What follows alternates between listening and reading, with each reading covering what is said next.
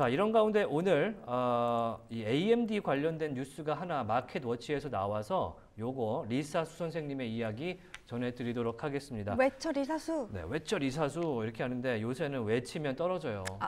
이게 가만히 있는 게 좋을 것 같아요. 네. 오늘 주가 112달러 선에서 움직이고 있면서 이거 보십시오. 너무 힘없이 지금 밀리는 AMD의 모습인데 저는 AMD의 CPU를 사용하는 사용자로서 이런 주가 흐름을 보면 투자자 아니고요. 네, 사용자. 제 돈을 냈습니다.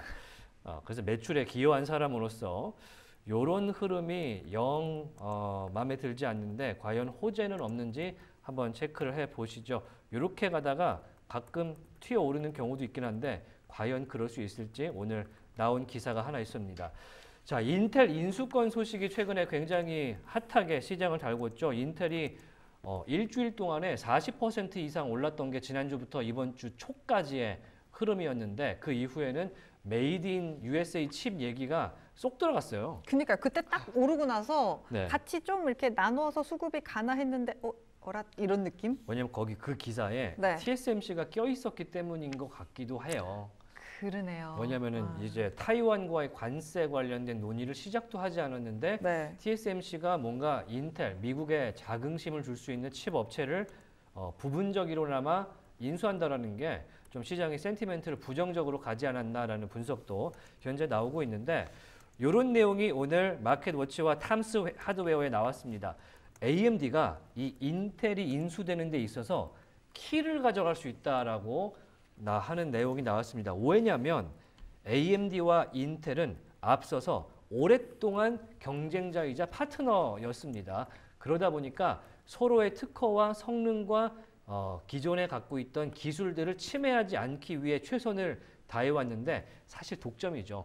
이제 반독점에 걸릴 수 있는 그런 것인데 독점적이지만 더 이상 시장 참여자가 나타나지 않으면서 양사가 상호를 좋게 하기 위해서 만들었던 교차 라이선스가 있다고 합니다. 이게 가장 최신이 2009년인데 상호 특허 침해 소송을 방지하기 위한 용도로 서로 논의해서 만들었다 그래요. 그러니까 경쟁은 자유롭게 하지만 우리가 서로 갖고 있는 기술은 쓰지 말자. 그건 좀 상도덕에 어긋나지 않겠냐라면서 맺었던 기술들이 있는데 2009년에 최신에 맺었던 것이 있지만 이게 이제 AI 단으로 오면서 업데이트가 되어 왔다고 합니다.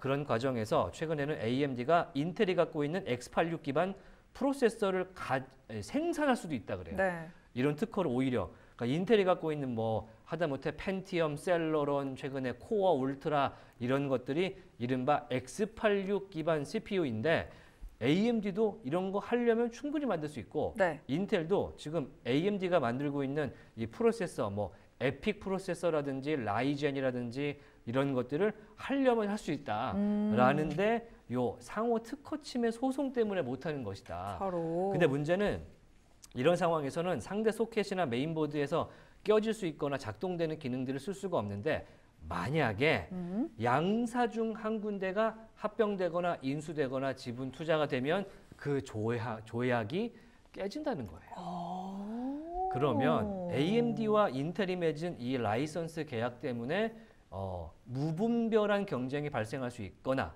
혹은 이 또 다른 식의 계약이 추가적으로 이루어져야 되는데 그랬을 때 AMD가 오히려 키를 주고 인텔이 인수되려는 것을 방해하거나 해도 돼라고 하거나 여러 가지 옵션들을 가져갈 수 있다. 시나리오가 여러 개겠네요. 시나리오가 여러 가지 생기는 것 중에 하나가 AMD에게는 호재로 발생할 수도 있다. 네. 그러니까 만약에 인텔을 뭐 브로드컴이 가져가요. 그러면은 AMD와 브로드컴이 새로 이 상호 라이선스 계약을 해야 된다라는 것인데 네. 어떤 측면에서 또 반대 얘기도 있어요.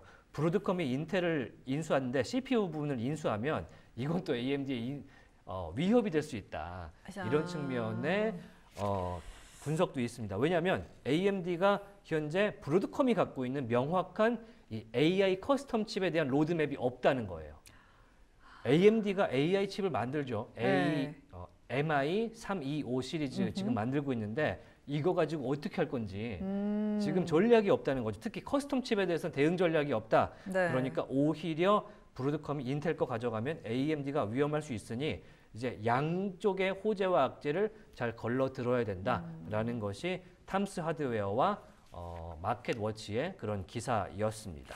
맨 마지막 줄에 산업표준 플랫폼이 되면 양사의 이득이라는데 사실 이렇게 갈 것 같지는 않잖아요. 요즘 그러니까 분위기가. 아무리 메이드 인 아메리카가 좋다고 해도 이게 이게 뭐냐면 표준적으로? AI GPU 표준 만들겠다는 건데 네, 그러니까.